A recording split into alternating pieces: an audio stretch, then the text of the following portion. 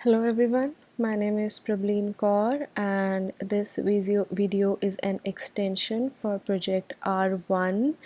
So the Project R1 was a simple photo site in Ruby on Rails using SQLite database, and this project is basically in which we'll install the photo site onto the Amazon EC2 instance.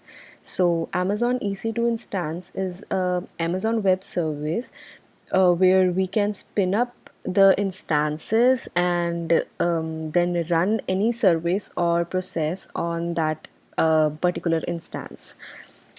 So this is the AWS console, and here we are actually on the EC2. Here we will launch the instance. Now we want the Ubuntu server, so we will select the Ubuntu server and we'll actually use the default.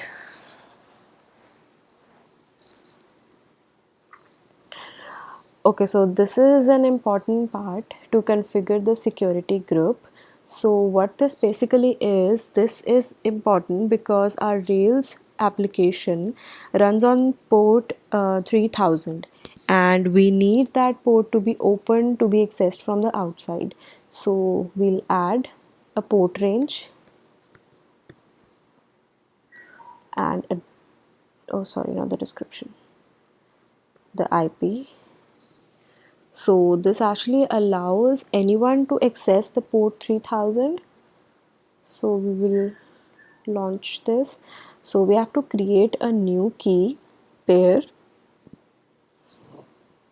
I've already created many key pairs, but I mean I've already worked on this, but so this one we'll create for the project. So this is R2 test project, and we will download this key. Now the purpose to download is this is that we can use this to get the remote access to our instance with the SSH. Now we can launch the instance. So this is the instance IE 0F64CAF9A9F and all of this. So this is the instance we are having. This is pending, it will take some time.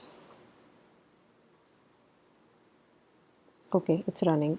So now when you try to connect, you can see the steps to connect to that SSH client to use, and this all will be done on the terminal. So I'll show you.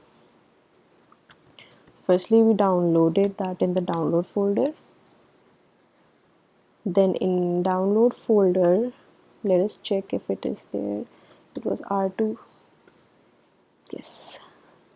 So firstly, we need to give the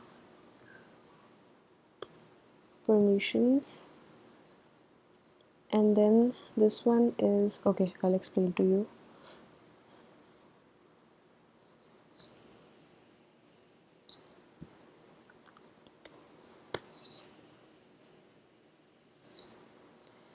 Okay, yes. Okay, now we are in the Ubuntu server. So in this Ubuntu server, we are now in EC2 instance, and now we have to install all the dependencies for the Rails. So it's sudo apt get update. First we'll update the repositories.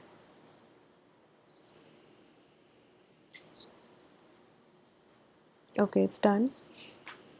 Now we have to install all the packages to run the Rails app successfully. So I have the command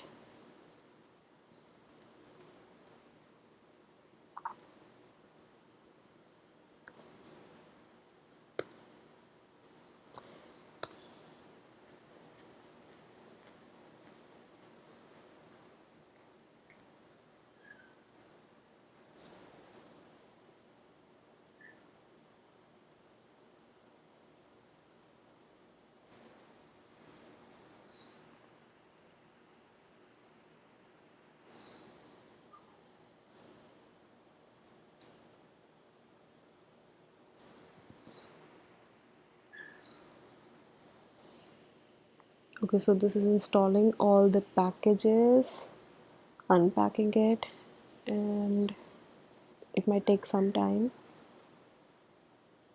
Okay, that's done now. So first let me check if I do have the Ruby. Yes. Rails.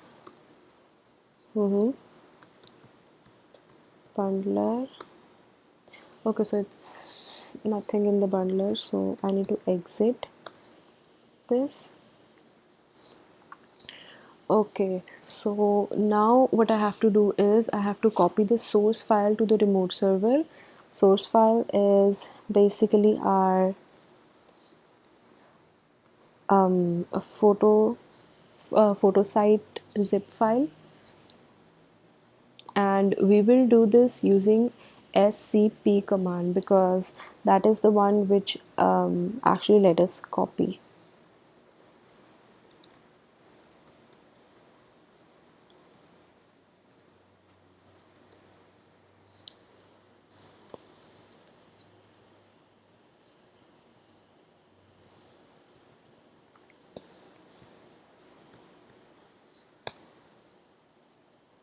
Okay, so we now actually need to go back to the Ubuntu server. Let's actually check this. Okay, we have it. So we have to unzip the photo site. Okay, let's check if we have it. Yes, we do have it. So we'll go inside the folder. Okay, we do have all the files which we need here. So we have gem files and we have all the files which we were having in the photo site. So now actually we will install all the Rails application dependencies from gem file. So it's bundler install. Okay, it'll take some time. So it is actually fetching the actually installing the fetching the gem metadata and then installing these.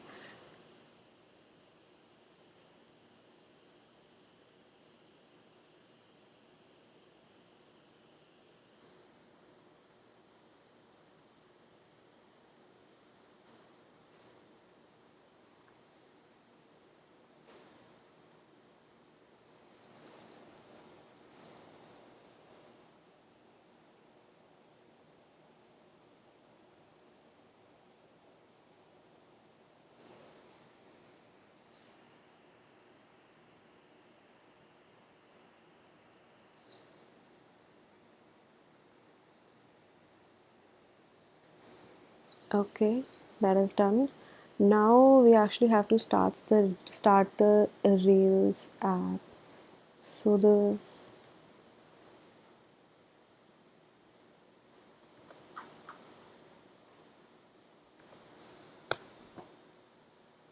yeah, here we go. We have started it.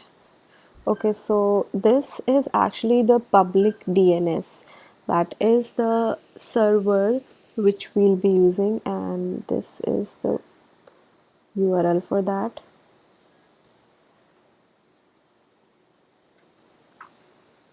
On port 3000, you can see the photo site which we made that time.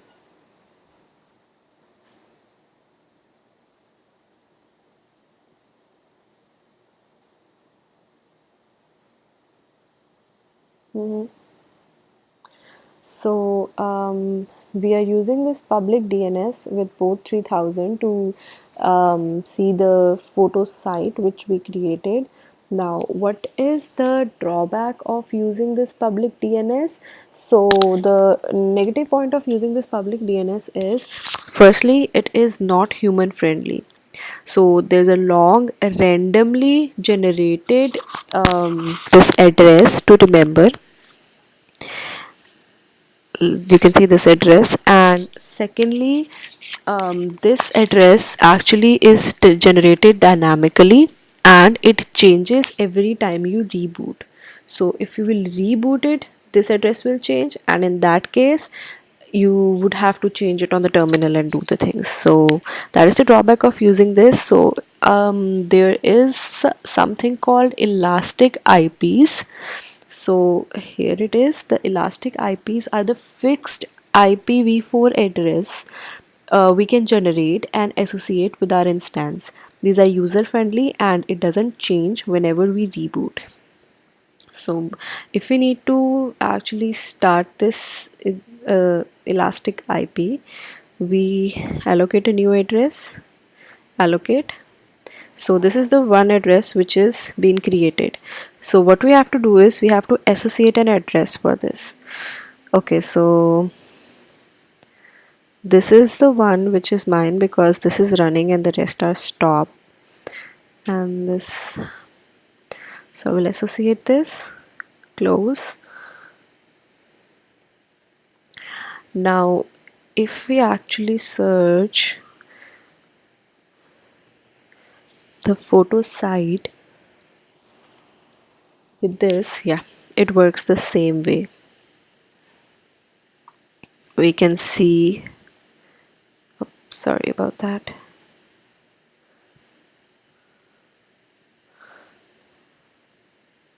We can see it's working the same way. Now the positive point of using this is that this won't change whenever you reboot it. And now apart from this, you can actually stop, start, reboot or terminate any of the instance anytime. So it's like all of these instances are stopped and this one's running. So stopping an instance is basically when you shut down a machine and you don't want to you won't lose your data, but all the processes and services, those will be unavailable for that period of time when you stop it. So we can stop it.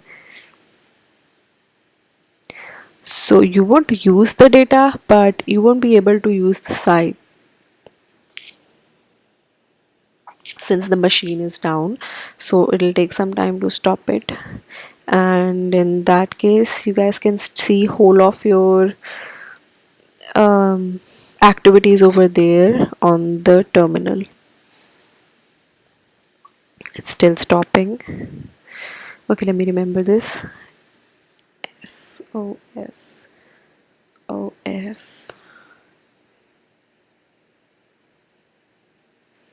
It is still stopping. It takes some time. So yeah, stop is when you shut down sorry, I mean you don't lose the data, but all the processes and services are stopped. And then it's start is when you restart those. Reboot is like restarting the system. So start will start it and it will reboot will actually restart the system. Is not supported for instance that are in the following okay, yeah, it's just a warning. And then when you reboot the system, when you reboot the instance, then this DNS IP address will change. And then terminate is basically when you just clean it up, just wipe out entirely, just clean whole of this.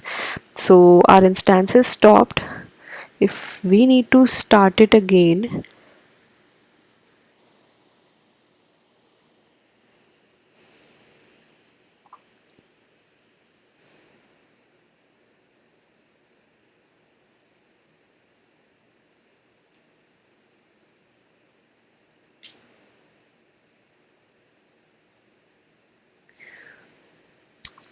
it's still pending.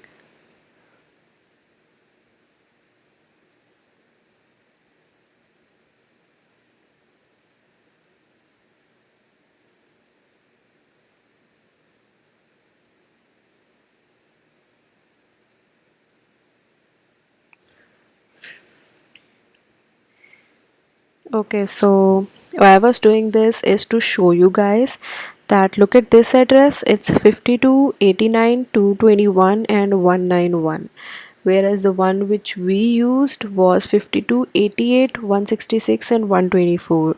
So even if you restart it,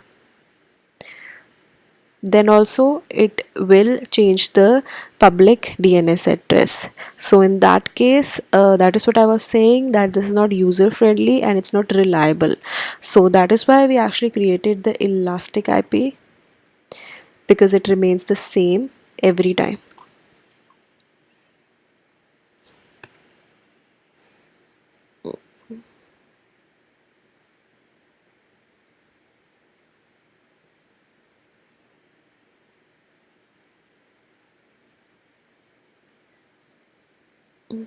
Does the server start here?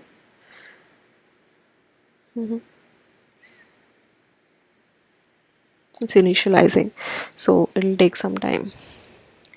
So this is how you can actually launch an instance and you can install your site on Amazon EC2.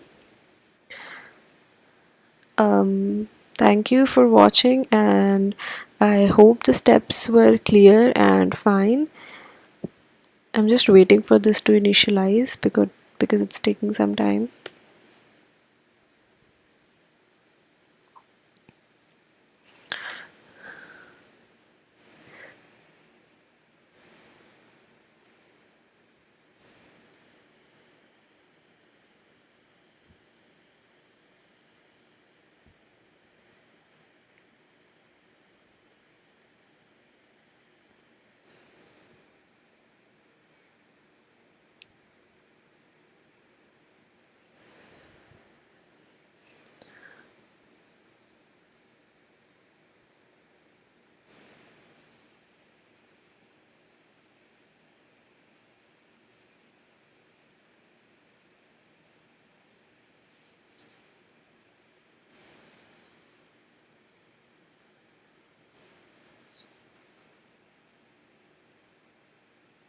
Okay, yeah,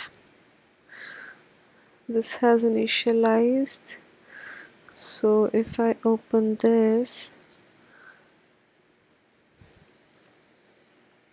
with port 3000,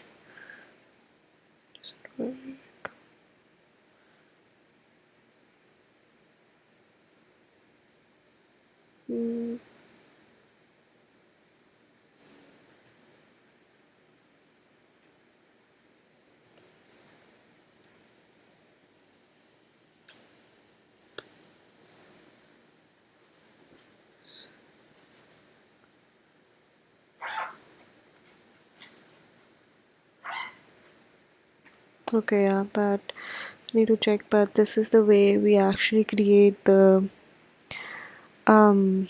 we actually install the websites or the services on in EC2 Amazon Web Service. So thank you so much for watching the video.